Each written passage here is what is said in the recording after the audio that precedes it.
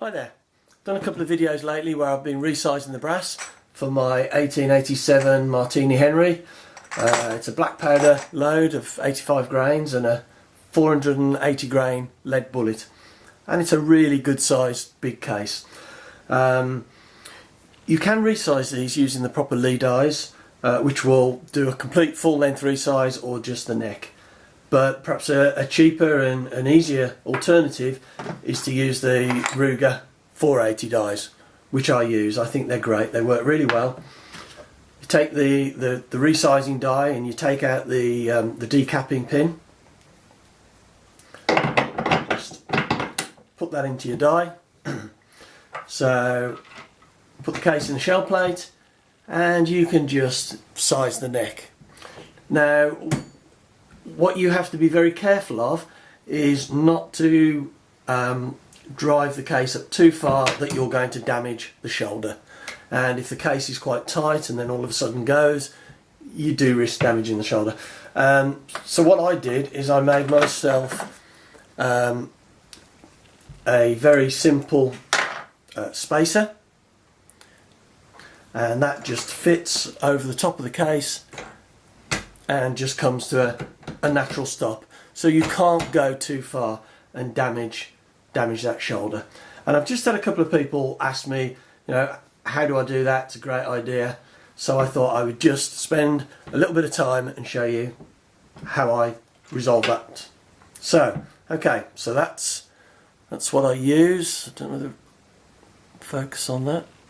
And what I made that from was some copper fittings. I'm in the UK, and we have 22mm copper pipe, and this is a neck down fitting, another copper fitting which fits over that copper pipe, and then you would have a 15mm pipe that fits into there. And what I do is I trim off a little bit of that to the right length and cut off the neck. So I'll show you how I do that now. Okay then, I'm going to run you through how I made this spacer and the materials I used. So I've got, as I said, I've got my 22mm copper piping that's used for plumbing in the UK, and my neck down fitting, which is 22mm down to 15mm. I'm not familiar with the plumbing systems in Europe, the rest of Europe and America and the rest of the world. I'm sure you can find something that will do a similar kind of job, a variation on a theme. So, first thing I need to do is just cut off the neck on this piece of tubing, on this fitting, sorry, so that the case will stick far enough through. Now, don't cut off the neck. Not enough of the case sticks through. So, put it on the tubing, get a hacksaw,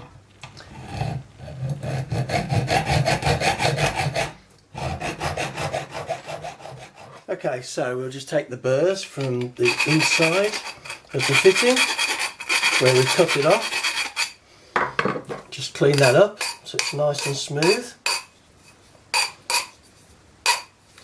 Right, so there we have it, nice and smooth. You could probably do a little bit more if needed. And now, to make our final cut for the fitting, we just need to trim this piece of copper pipe to length. So we'll put a mark on there.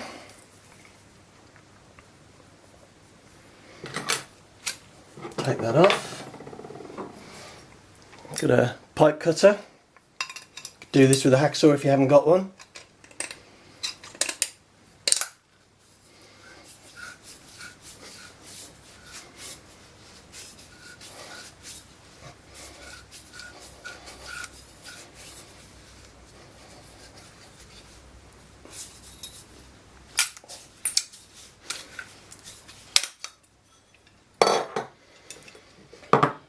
Okay. Short length of pipe, burrs either end. So again, we can just take out the burrs on this. Okay, And we have our top piece from the fitting. Bang that on top. There we have, just to hold it together. If you wanted to, you could solder it. I decided just to use a little bit of masking tape to hold it together. At the end of the day, the only strength is all the pressure's going that way, so you just need a little bit of tape just to stop it coming apart. And there we have it. Let's see how it works. Okay, so here's the space we've just put together. Get one of our cases, put it on, spacer on the top.